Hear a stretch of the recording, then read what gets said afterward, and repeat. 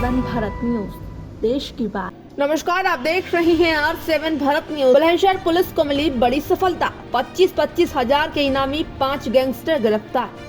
Plot और मकान के नाम पर पुलिस और फौजियों के साथ सुधीर गोयल एंड कंपनी करती थी 400 BC। अब तक शहर के आसपास 11 अवैध कॉलोनियों को बेच चुका है गैंगस्टर गैंग। सैकड़ों की तादाद में फौजी और पुलिस वालों से 400 BC कर चुका है सुधीर गोयल एंड कंपनी।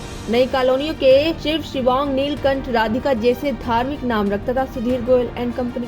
आपको बता दें कि 3.74 लाख रुपए फॉर्च्यूनर, 13 मोबाइल, कपड़ों से भरे 17 बैग बरामद। बुलंदशहर पुलिस ने पीलीभीत से किया 5 गैंगस्टर को बरामद। R7 भारत न्यूज से कासिम अहमद की खास रिपोर्ट। इसमें आगे जांच की जाएगी और कहां से गिरफ्तारी क्या निकल के सामने आया।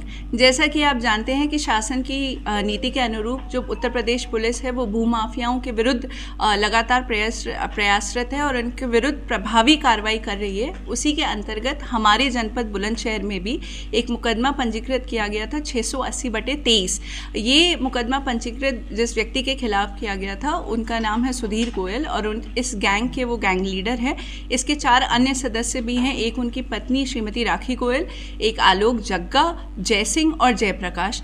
ये लोग भोले वाले लोगों को फंसाते थे। किसान जो होते थे उनसे इकरारनामा या मुख्तियारनामा करवा लेते थे और सेल परचेज के राइट्स ले लेते थे और उनके अकाउंट पे पूरी तरीके से अपना ही होल्ड रखते थे और बेचने के बाद जो पैसा है वो इन्हीं के पास रहता था। इसके अलावा ये अधिकतर अपने शिकार जो है फौजी और पुलिस के लोगों को बनाते थे, क्योंकि उनके घरों में सिर्फ महिलाएं बचती थी जो कि पैरवी नहीं कर पाती थी। उन्हें दिखाते कहीं और की ज़मीन थे और बेचते कहीं और की ज़मीन थे।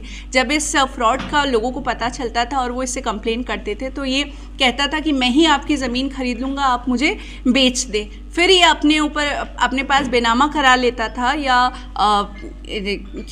पावर ऑफ अटॉर्नी करा लेता था और उसके बाद पैसे नहीं देता था और फिर वो उस ज़मीन को किसी और को बेचता था। तो ऐसे कई लोगों को इसने अपने फ्रॉड का शिकार बनाया। ऐसा हमारे संज्ञान में, विवेचना में अभी तक ये आया है कि करीबन 11 कॉलोनियाँ इनके द्वारा बुलंदशहर में काटी गई हैं और इनमें से कोई भी कॉलोनी किसी से भी अप्रूव नहीं है, ना BDA से ना जिला पंचायत से।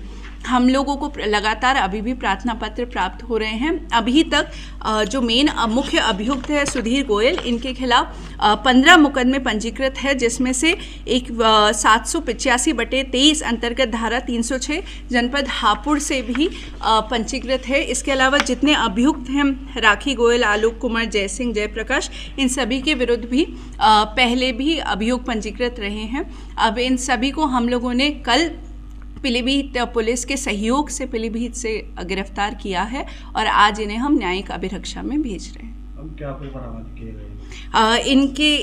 इनके पास से एक फॉर्च्यूनर गाड़ी जिसका नंबर UP 25 CR 9495 है वो बरामद हुई है। 3,74,720 रुपये नगद इनसे मिले हैं। 13 मोबाइल फ़ोन, 3 चार्जर एवं 17 कपड़ों से भरा हुआ बैग भी बरामद हुआ है। कुछ संभ्रांत लोग भी इसके सुधीर गोयल के टच में थे। जैसा कि आप जानते हैं कि इनके विरुद्ध कई अभियोग अभी भी पंजीकृत हुए हैं जिनमें विवेचना प्रचलित है। इनमें कुछ लोगों के नाम आए हैं, विवेचना जारी है और जो भी संलिप्तता जिस भी व्यक्ति की पाई जाएगी उसके विरुद्ध वैसी ही विधिक कार्रवाई की जाएगी।